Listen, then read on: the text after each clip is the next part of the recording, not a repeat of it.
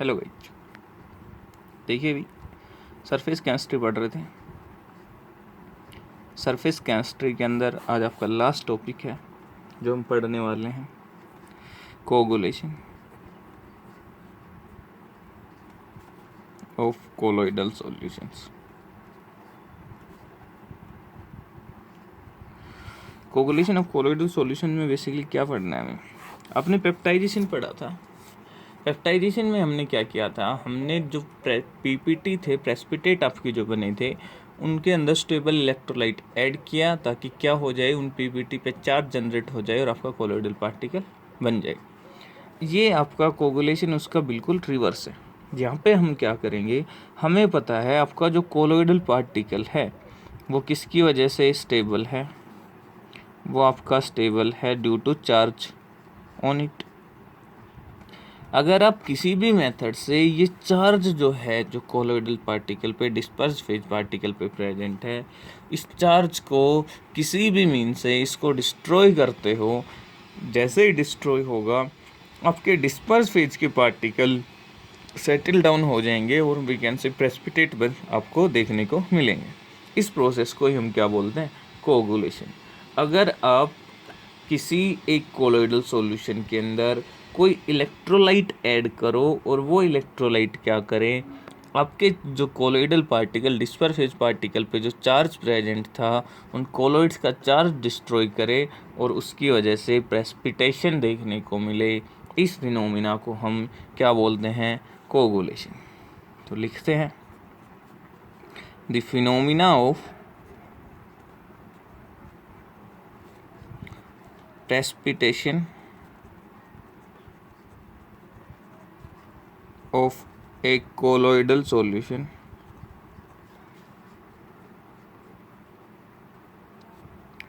by adding of excess of an electrolyte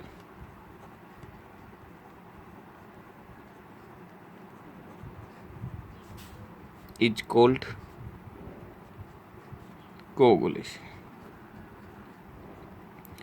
अगर आपका precipitation होता है, phenomena of precipitation of colloidal solution by adding an electrolyte, stable electrolyte is called coagulation. तो देखिए, coagulation में मैंने बताया मैकेनिज्म क्या होता है। बेसिकली आपका इलेक्ट्रोलाइट चार्ज को डिस्ट्रॉय करता है और ये बीकन से चार्ज को न्यूट्रलाइज करता है, जिसकी वजह से प्रेसिपिटेट आपका बन जाता है। सपोज करो फॉर एग्जांपल आपके पास AS2S3 है, इसका कोलोइडल पार्टिकल है। आपने क्या किया, आपने इसके अंदर BaCl2 सॉल्यूशन डाल दिया। यहाँ पे क्या था, S2 नेगेटिव, हमने इस पे आपका एडजॉर्ब हो रखा है। आपने क्या किया, BaCl2 सॉल्यूशन डाला। BaCl2 ने क्या प्रोवाइड किया, Ba2 positive plus Cl negative. ये Ba2 पॉजिटिव क्या करेगा, इस कोलोइडल पार्टिकल पे जो नेगेटिव चार्ज है उसके साथ कंबाइन करेगा S2 नेगेटिव के साथ और आपके चार्ज को न्यूट्रलाइज करेगा। जैसे ही चार्ज न्यूट्रलाइज होगा आपको पीपीटी देखने को मिलेंगे। इसी को हम क्या बोल रहे हैं, कोगुलेशन। तो ये आपका कोएगुलेशन आपको क्लियर कट होना चाहिए, मोस्ट इम्पोर्टेंट बनता है। पेप्टाइजेशन का रिवर्स भी हम इसको बोल सकते हैं। वहाँ पे हम क्या करते हैं, एक प्रेसिपिटेट के अंदर इलेक्ट्रोलाइट ऐड करते हैं और उसकी वजह से कोलोइडल सॉल्यूशन की फॉर्मेशन होती है। यहाँ पे हम कोलोइडल सॉल्यूशन के अंदर इलेक्ट्रोलाइट ऐड कर रहे हैं, जिसकी वजह से चार्ज जो है आपका न्यूट्रलाइज हो रहा है या वी कैन से डिस्ट्रॉय हो रहा है और आपके प्रेसिपिटेट आपको देखने को मिल रहे हैं। अब जो इलेक्ट्रोलाइट ऐड करोगे आप, जो आपका इलेक्ट्रोलाइट सपोज करो यहाँ पे आपने BaCl2 ऐड किया है, वो इलेक्ट्रोलाइट, सभी इलेक्ट्रोलाइट्स की अपनी अलग अलग कैपेसिटी रहती है प्रेसिपिटेशन की और वी कैन से कोगुलेशन की। तो उस वैल्यू को हम बोलते हैं कोगुलेटिंग वैल्यू। इस कोगुलेशन का एक दूसरा नाम भी होता है फ्लैकुलेशन। ये भी आपका बहुत एक दो जगह आपको देखने को मिल सकता है। तो जो आपकी हम बात कर रहे थे कोगुलेटिंग वैल्यूज़ की, डिफरेंट इलेक्ट्रोलाइट्स की डिफरेंट कैपेसिटी है प्रेसिपिटेशन करने की, कोगुलेशन करने की। तो उसको एक्सप्लेन करने के लिए एक रूल आया जिसको हम बोलते हैं हार्डी-शेल्जे रूल। ये रूल क्या बोलता है आपका? ये रूल बोलता है कि आपकी जो कोगुलेटिंग वैल्यू है या कैपेसिटी है, सिर्फ पहले लिख ही देता हूँ, डिफरेंट इलेक्ट्रोलाइट्स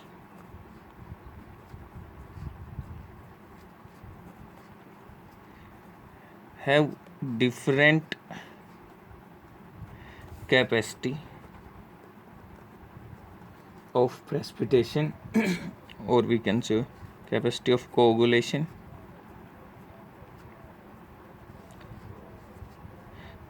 their ability या फिर their capacity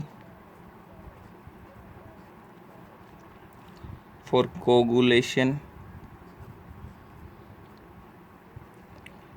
is expressed, किसमें एक्सप्रेस करते हैं उसको? by coagulating value.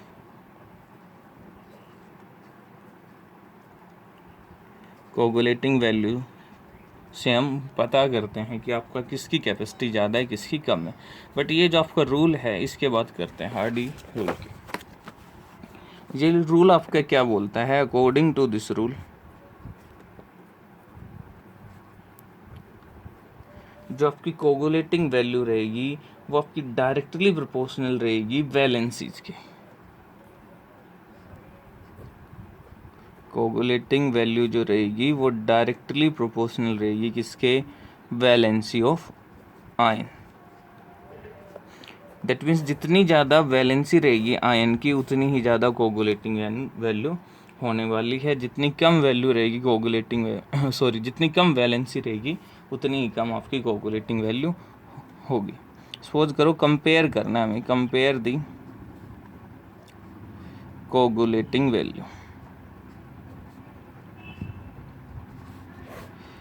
आपके पास है Al3 positive, Mg2 positive and Na positive. तीनों को कंपेयर करना है। तीनों को कंपेयर करेंगे, वैलेंसी ये 3, ये 2, ये 1। जिसकी वैलेंसी सबसे ज़्यादा उसकी कोगुलेटिंग वैल्यू सबसे ज़्यादा, जिसकी कम उसकी कोगुलेटिंग वैल्यू कम। सेम केस आपके एनाइन का केस है। अगर सपोज करो आपके पास गिवन है PO4 3 negative, SO4 2 negative and आपका Cl नेगेटिव, या और we can say Br negative. तो इसकी वैलेंसी 3, ये 2, ये 1। सो जिसकी वैलेंसी ज़्यादा उसकी कोगुलेटिंग वैल्यू ज़्यादा। ये चीज़ आपके माइंड में होनी चाहिए। कोगुलेटिंग वैल्यू आपकी किस पे डिपेंड करेगी? Depend on valency. और ये कौन बोलता है? हार्डी-सेल्जे रूल। ठीक है, अभी बात करते हैं। देखो, अब जो हमने कोगुलेटिंग वैल्यू को बोला था, उसकी अगर हम एग्जैक्ट बात करें, उसको एक्सप्रेस करते हैं कैपेसिटी को, तो कौन सी कैपेसिटी बताती? देखिए, दी मिनिमम वैल्यू, या फिर हम वैल्यू नहीं, कंसंट्रेशन भी बोल सकते हैं, minimum concentration of an electrolyte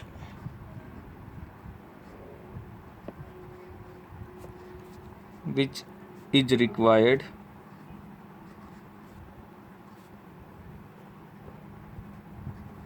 for coagulation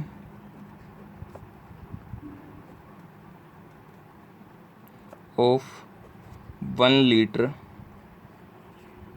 of azole is called coagulating value या coagulation value।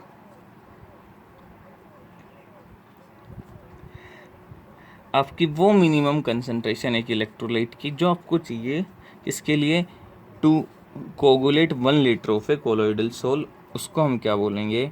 आपकी कोगुलेटिंग वैल्यू बोलेंगे। ये जो आपकी जनरली जो कंसंट्रेशन आती है, ये किस में एक्सप्रेस करते हैं? It is expressed in millimoles पर लीटर।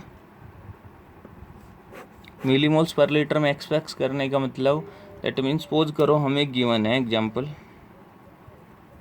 हमें गिवन है कोगुलेटिंग वैल्यू है गिवन है 2, that means 2 millimole coagulating 2 for NaCl। Just example हमने कंसिडर किया, that means 2 millimoles of NaCl is required for coagulation of 1 liter of a sol। तो ये चीज़ आपकी कोगुलेटिंग वैल्यू बताएगी। किस पे डिपेंड करेगी? वैलेंसी पे डिपेंड करेगी। होती क्या है? मिनिमम कंसंट्रेशन जो आपकी रिक्वायर्ड है for coagulation of 1 litre of an colloidal solution, ये आपकी कोगुलेटिंग वैल्यू। ठीक है, अगर आपकी बात करें कोगुलेटिंग वैल्यू की, तो आपकी जो कोई भी आपका इलेक्ट्रोलाइट है, आपको कंपेयर करना है कौन सा इलेक्ट्रोलाइट की कोगुलेशन पावर हाई है। तो देखिए, सपोज करो आपके पास दो इलेक्ट्रोलाइट हैं, एक है AB, एक है XY। एक की AB की कोगुलेटिंग वैल्यू है 2, XY की है 5। दैट मीन्स इसके AB का कितने मिलीमोल्स चाहिए? 2 मिलीमोल्स आपके 1 लीटर कोलोइडल सॉल्यूशंस का प्रेसिपिटेशन कर देंगे। इसके 5 मिलीमोल्स, XY के 5 मिलीमोल्स आपको रिक्वायर्ड है for coagulation. That means AB की कैपेसिटी क्या होगी? ज़्यादा। AB की कोगुलेटिंग वैल्यू कम थी, बट AB की कोगुलेटिंग पावर क्या होगी? ज़्यादा। XY की कोगुलेटिंग वैल्यू 5 है, that means 5 millimoles are required, but इसकी कोगुलेशन पावर क्या होगी? कम। समझना, ऑब्वियसली सीधी सी बात है, कोई ऐसा वो नहीं है कि दो आपके पास इलेक्ट्रोलाइट थे, एक AB एक XY। AB की कोगुलेटिंग वैल्यू आपको गिवन थी 2, XY की 5। That means 2 millimoles of AB coagulate 1 litre, while 5 millimoles of XY coagulating 1 litre. So किसकी पावर ज़्यादा हुई? इसकी, बिकॉज ये 2 आपका कर रहा है, यहाँ पे 5 आप मिलीमोल्स आपके कर रहे हैं। तो आपको कोगुलेटिंग वैल्यू जो है वो कोगुलेटिंग पावर के क्या हो गई? इन्वर्सली प्रोपोर्शनल होगी। जितनी ज़्यादा आपकी कोगुलेटिंग वैल्यू, उतनी कम उस इलेक्ट्रोलाइट की कोगुलेटिंग पावर। सो यहाँ पे हम लिख सकते हैं coagulating power of an electrolyte जो आपका रहेगा वो इन्वर्सली प्रोपोर्शनल रहेगा किसके? Coagulating value of an electrolyte.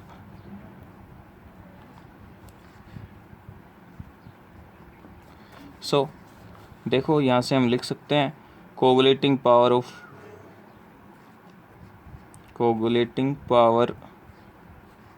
Electrolyte 1 divided by coagulating power of electrolyte 2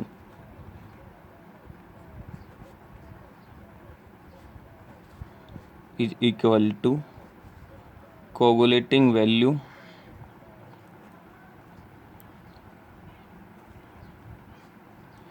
of electrolyte 2 divided by coagulating value of electrolyte 1। ये चीज़ आप इजीली लिख सकते हो। ठीक है, तो ये आपको याद रखना है, ये आपका इम्पोर्टेंट बनता है। कोगुलेटिंग पावर किस पे डिपेंड करती है? दो चीज़ों पे, एक तो वैलेंसी पे, जितनी ज़्यादा वैलेंसी होगी, हमने यहाँ पे देखा था कोगुलेटिंग, अच्छा ये सॉरी, ये आपका पावर होगा, वैल्यू नहीं होगी, ये क्या रहेगी? पावर। कोगुलेटिंग पावर किस पे डिपेंड करेगी? वैलेंसी पे। यहाँ पे भी हमने वैल्यू यूज कर दी, क्या रहेगा? पावर। कोगुलेटिंग पावर जो है वो किस पे डिपेंड करेगी? आपकी वैलेंसी पे डिपेंड करेगी। जितनी ज़्यादा आपकी वैलेंसी रहेगी, उतनी ज़्यादा आपकी कोगुलेटिंग पावर रहेगी। ठीक है, तो ये आपका रिलेशन। अभी बात आती है कि क्या कोगुलेशन करने के लिए जस्ट आपका यही मेथड है? नहीं, कोगुलेशन करने के लिए और भी मेथड हैं। जनरली कोगुलेशन का मतलब है आपको कोलोइडल सॉल्यूशन को डिस्ट्रॉय करना है बाय न्यूट्रलाइजिंग और बाय डिस्ट्रॉइंग इट्स चार्ज। तो देखिए, अदर मेथड्स की बात करते हैं, other methods for coagulation.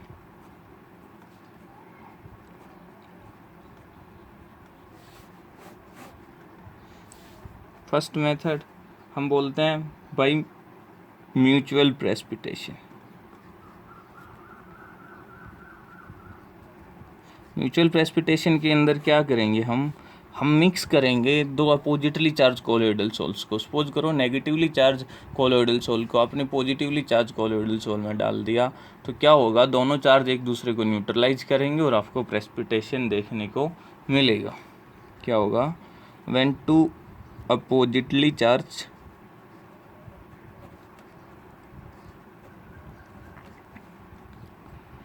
colloidal solution are mixed, then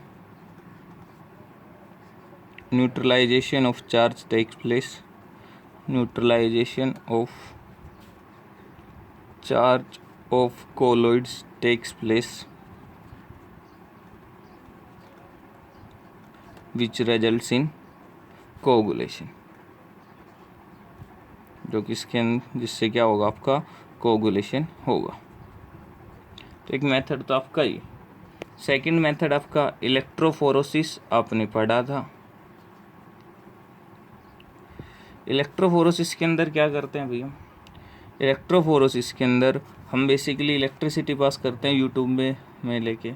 अगर आप इलेक्ट्रोफोरोसिस करते हो फॉर लॉन्ग टाइम, हमने डिस्कस किया था, ऐसे हम एक यू शेप ट्यूब लेते हैं, इसके अंदर हम इलेक्ट्रोड्स डालेंगे, इलेक्ट्रिसिटी से इनको जॉइन करेंगे फर्दर इनको, ये नेगेटिव, ये आपका पॉजिटिव टर्मिनल. इसके अंदर आपने कोलोइडल सॉल्यूशन फिल किया.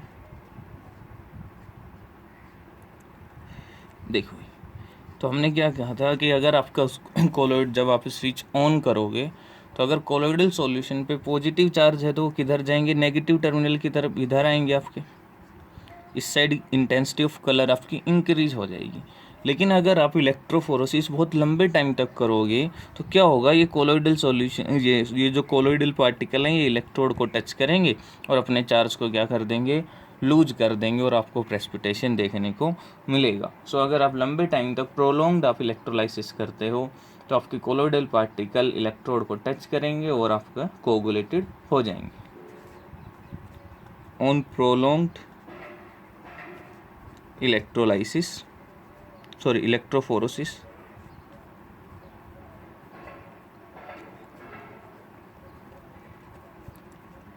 the colloidal particle touch the electrode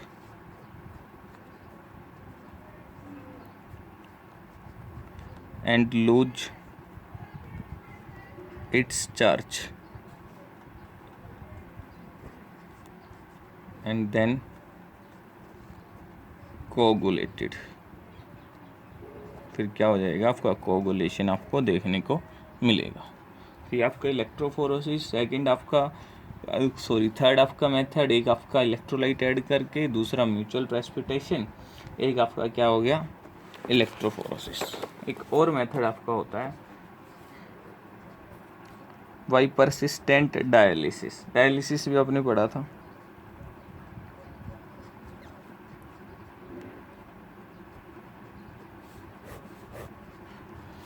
देखिए भी, अगर आप परसिस्टेंट डायलिसिस करोगे तो डायलिसिस का भी मैं थोड़ा सा एक बार डायग्राम और भी बना देता हूँ. इसके अंदर आपने कोलोइडल सॉल्यूशन लेते थे, इसके अंदर आपने प्योर वाटर फिल करते थे. एक रफ सा डायग्राम मैं बना रहा हूँ. ये क्या होता था, आपका प्योर वाटर, ये आपका कोलोइडल सॉल्यूशन. अब डायलिसिस की वजह से क्या होता था, आपकी क्रिस्टलोइड्स जो हैं वो आउटसाइड मूव करते थे ड्यू टू डिफ्यूजन. ठीक है, तो अगर आप प्रोलॉन्ग डायलिसिस करोगे, अगर आपकी सारी की सारी इलेक्ट्रोलाइट्स जो हैं डिस्पर्जन मीडियम के अंदर वो आपकी बाहर आप निकाल लोगे डायलिसिस से, तो आपका चार्ज जो है वो क्या हो जाएगा, डिस्ट्रॉय हो जाएगा. देखिए कोलोइडल पार्टिकल्स पे नेगेटिव चार्ज है तो 100% डिस्पर्जन मीडियम के अंदर पॉजिटिव चार्ज होना चाहिए. वो किसकी वजह से है, इलेक्ट्रोलाइट्स के काउंटर आयंस की वजह से है, आपके क्रिस्टलोइड्स की वजह से है. अगर आप सारे के सारे क्रिस्टलोइड्स को डायलिसिस करके बाहर निकाल लोगे कोलोइडल सॉल्यूशन से तो आपका सॉल्यूशन अनस्टेबल हो जाएगा और बेसिकली आपका प्रेसिपिटेशन देखने को मिलेगा, कोगुलेशन देखने को मिलेगा. So for stability of colloidal solution, small amount of electrolytes are always required. तभी आपका colloidal solution क्या रहेगा, stable रहेगा. So on persistent dialysis, all the electrolyte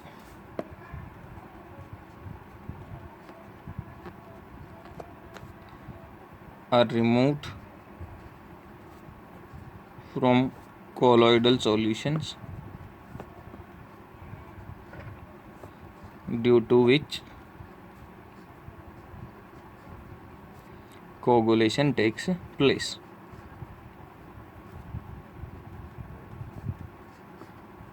उसकी वजह से क्या होगा, आपका कोगुलेशन होगा। ठीक है भाई, तो ये आपके मेथड कोगुलेशन करने के। अभी बात आती है प्रोटेक्शन की, प्रोटेक्शन ऑफ कोलोइड्स। यहाँ पे एक वर्ड आएगा गोल्ड नंबर, जो आपका एग्जाम में पूछा जाना है। देखिए क्या होगा, हमने कोगुलेशन पढ़ा, इलेक्ट्रोलाइट ऐड करेंगे या फिर हम डायलिसिस करेंगे, इलेक्ट्रोफोरेसिस करेंगे तो कोगुलेशन हो जाएगी।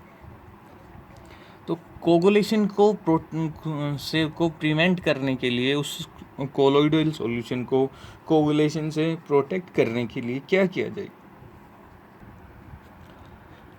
उनको प्रोटेक्शन के लिए क्या किया जाए, उनकी प्रोटेक्शन के लिए बेसिकली हम लियोफोबिक सोल्स जो होते हैं आपके, वो ईजिली प्रेसिपिटेट हो जाते हैं, कोगुलेट हो जाते हैं, बिकॉज लियोफोबिक के अंदर आपकी dispersion medium and disperse phase के बीच में इंट्रैक्शन होती है, वो वीक इंट्रैक्शंस आपकी होती हैं। हम स्टेबलाइजर्स यूज़ करते हैं, तब जाकर आपके लियोफोबिक बनते हैं। तो उनको प्रोटेक्ट करने के लिए हम क्या यूज करते हैं, उन लियोफोबिक कोलोइड्स के अंदर कुछ लियोफिलिक कोलोइड हम कुछ small amount of lyophilic colloidal solution add करते हैं। देखिए, lyophilic sols are easily coagulated by adding small amount of electrolyte. तो उसको रिमूव करने के लिए, उसको प्रिवेंट करने के लिए क्या करते हैं हम, to prevent coagulation of lyophobic colloids we add small amount of lyophilic colloids.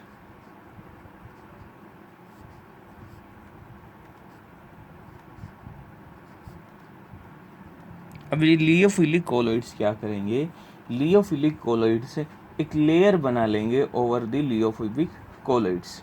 वो लेयर क्या करेगी, वो लेयर प्रोटेक्ट करेगी उसको फ्रॉम इलेक्ट्रोलाइट्स। लियोफिलिक कोलोइड्स की जो लेयर है वो क्या करेगी, वो प्रोटेक्शन प्रोवाइड करेगी लियोफोबिक कोलोइड्स को from the electrolyte. Lyophilic colloid form a layer over the liophobic soul which protect it from the electrolyte। और इसी चीज़ को हम क्या बोल रहे हैं, प्रोटेक्शन। इस चीज़ को क्या बोल रहे हैं, protection. Process of preventing lyophilic sol from precipitation by electrolyte by using lyophilic colloidal solution, उसको क्या बोल लेंगे हम, प्रोटेक्शन। द प्रोटेक्शन या the prevention of lyophobic colloidal solution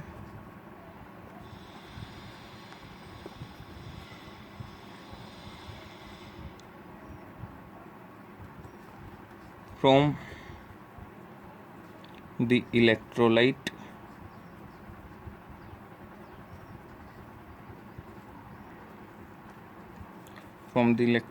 by adding liyophilic colloidal solution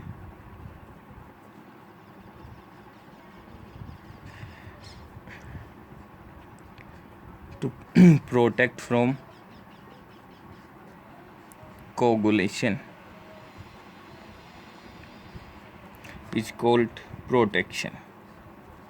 उसको क्या बोलेंगे भाई हम, प्रोटेक्शन। आपकी लियोफोबिक कोलोइडल सॉल्यूशन की कोगुलेशन से प्रिवेंशन करोगे to prevent comes in contact with electrolyte by adding lyophilic colloidal solution. इस चीज़ को हम बोलेंगे प्रोटेक्शन। अब यहाँ पे एक टर्म डिफाइन होती है गोल्ड नंबर। जो आपके एग्जाम में पूछा जाता है। गोल्ड नंबर मोस्ट इम्पोर्टेंट आपका टॉपिक होता है, डेफिनेशन होती है जो यूज होता है आपका। क्या बताएगा गोल्ड नंबर, पहले तो इसकी समझिए। देखिए आपके पास सपोज करो एक कोलोइडल सॉल्यूशन, क्या आपके पास एक कोलोइडल सॉल्यूशन है। कोलोइडल सॉल्यूशन किसका, गोल्ड सोल का। गोल्ड सोल आपके गोल्ड का कोलोइडल सॉल्यूशन है। आपने वॉल्यूम ली इस गोल्ड सोल की 10 ml, 10 ml gold colloidal solution लिया। इसके अंदर आपने एक इलेक्ट्रोलाइट डाला। कौन सा इलेक्ट्रोलाइट डाला, 10% NaCl। और कितना अमाउंट ऐड किया, 1 ml। आपने गोल्ड कोलोइडल सॉल्यूशन लिया 10 ml, उसके अंदर आपने ऐड किया 10% NaCl 1 ml, तो 100% कोगुलेशन होगा। गोल्ड नंबर क्या आप देखना, इस कोगुलेशन जब आप 10 ml गोल्ड सॉल्यूशन के गोल्ड कोलोइडल सॉल्यूशन के अंदर आपके 1 ml 10% NaCl ऐड करोगे, तो उस कोगुलेशन को स्टॉप करने के लिए उस टाइम पे कितना आपका लियोफिलिक कोलोइडल सॉल्यूशन रिक्वायर्ड है, कितना अमाउंट आपके लियोफिलिक कोलोइडल सॉल्यूशंस की रिक्वायरमेंट है, उसी चीज़ को हम बोल रहे हैं गोल्ड नंबर। क्या बोल रहे हैं, the minimum amount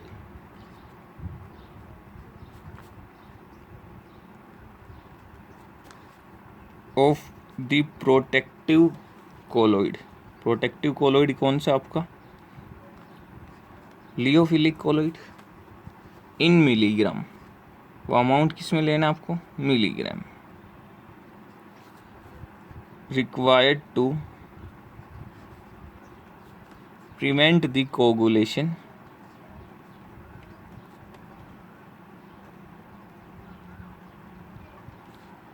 of a 10 ml of gold sol. कौन सा सोल आपके पास, gold sol. When 1 ml of 10% NaCl solution is added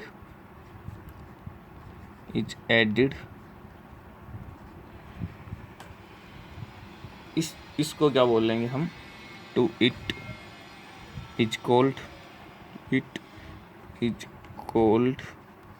gold number. Definition आपको थोड़ी सी अटपटी सी दिखेगी, बट कंसेप्ट समझिए। आपके पास एक गोल्ड सोल है 10 ml, उसके अंदर आपने 1 ml 10% NaCl डाला, कोगुलेशन होगा, 100% होगा। उसके कोगुलेशन को प्रिवेंट करने के लिए आपको कितना मिनिमम अमाउंट एक लियोफिलिक सोल चाहिए मिलीग्राम में, जो क्या करे, उसको प्रिवेंट कर दे कोगुलेशन को, उसको हम क्या बोलेंगे, गोल्ड नंबर। देखिए जो गोल्ड नंबर आपका रहेगा, वो जितना ज़्यादा आपका गोल्ड नंबर रहेगा उतनी ही कम उसकी क्या रहेगी, प्रोटेक्टिंग पावर रहेगी। तो गोल्ड नंबर जितना ज़्यादा, गोल्ड नंबर जो रहेगा आपका, gold number of a lyophilic colloid और protecting colloid we can say, वो इनवर्सली प्रोपोर्शनल रहेगा किसके, प्रोटेक्टिंग पावर के। जितना ज़्यादा गोल्ड नंबर उतनी कम उसकी प्रोटेक्टिंग पावर, जितना कम गोल्ड नंबर उतनी ज़्यादा उसकी प्रोटेक्टिंग पावर। तो ये आपका गोल्ड नंबर, ये डेफिनेशन मोस्ट इम्पोर्टेंट बनती है, आपको ज़रूर याद रखनी है। ठीक है, इस पर एक दो न्यूमेरिकल, सिंपल से न्यूमेरिकल पूछे जाते हैं, वो मैं आपको प्रोवाइड करूँगा असाइनमेंट्स में। अभी बस यूनिट को बाइंड अप करते हैं। एक last topic, emulsion.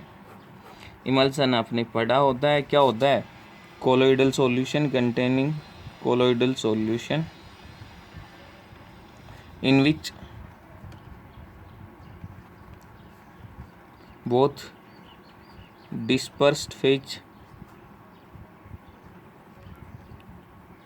and dispersion medium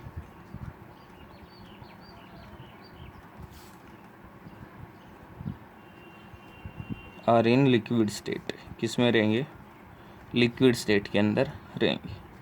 आपके दो टाइप्स के होते हैं emulsions. Emulsions are of two types.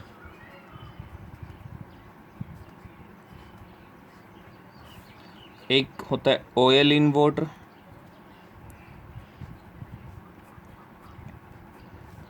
जिसके अंदर क्या होगा, आपका डिस्पर्स फेज क्या रहेगा, आपका नॉन पोलर रहेगा, या फिर हम बोलें एक लार्ज प्रोटीन चेन, ठीक है, non polar large protein chain. तो यहाँ पे हम क्या बोलते हैं, इमल्सन इन विच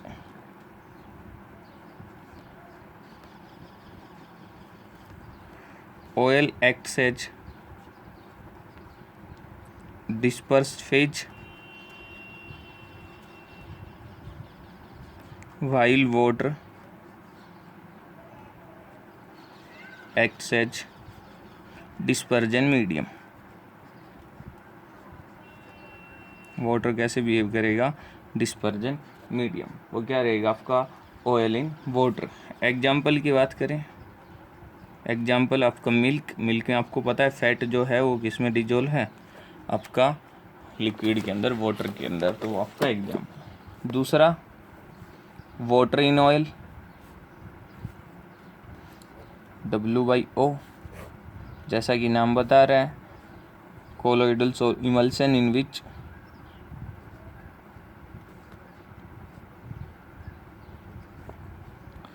water acts as dispersed phase while oil acts as dispersion medium।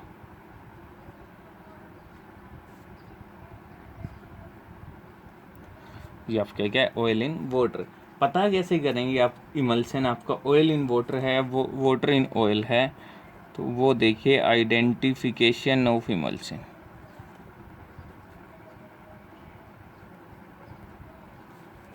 आपका बोलते हैं, हम बोलते हैं उसको dilution test.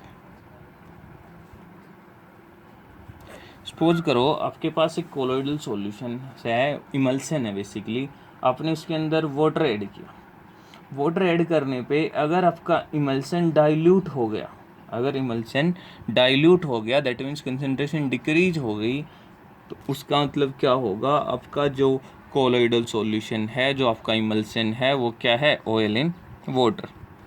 If on dilution,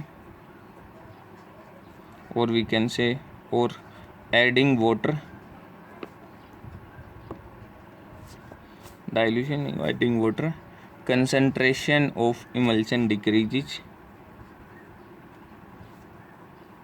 then it is, उसको क्या बोलेंगे, ऑयल इन वाटर इमल्सन,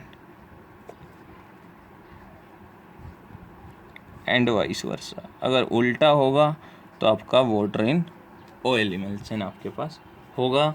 यहाँ पे आके आपकी यूनिट ख़त्म होती है। एक लास्ट पार्ट बचता है एप्लीकेशन ऑफ कोलोइड्स, वो आपको खुद पढ़ना है, NCERT उठाइए और पढ़ लीजिए कहाँ का अप्लाई होता है। सिंपल सी बातें हैं, वो आप आएगा अपने आप पढ़ लीजिए, अदरवाइज उसके नोट्स आपको प्रोवाइड कर दिए जाएंगे। Thank you.